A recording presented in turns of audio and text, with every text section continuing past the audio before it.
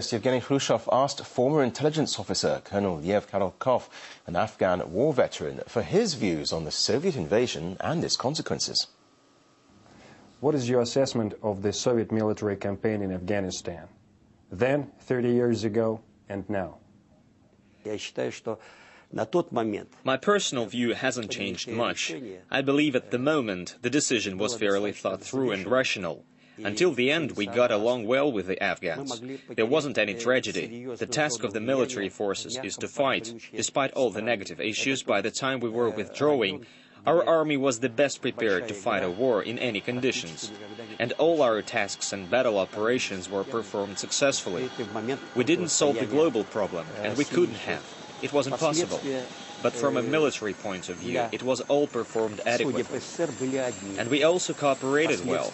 We cooperated with the main intelligence directorate. They held strong positions and perfected all their military units there. The Secret Service was also there, but we all had our own tasks. Our operations had more to do with politics, and the main intelligence directorate dealt with military operations. It was their task force that actually fought the war. What was a disaster was when we completely stopped government support. We can say we betrayed those we were fostering, so to say, and our close allies. The Soviet Union was pulled into Afghanistan. It damaged the Soviet foreign policy to some extent in the view of many third world countries, and mostly in the view of Islamic countries, because all of their volunteer contingents were sort of only for show. But the damage was very, very serious. And the second thing is that the further the USSR was pulled in, the more money it spent, which should have been spent on solving problems inside the country.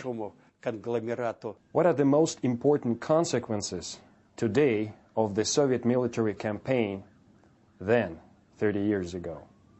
The consequences were different for the Soviet Union and for the rest of the world, but generally speaking they were serious and even fatal. 30 years on, and now it's the West involved in the same conflict with all its immense military and economic potential.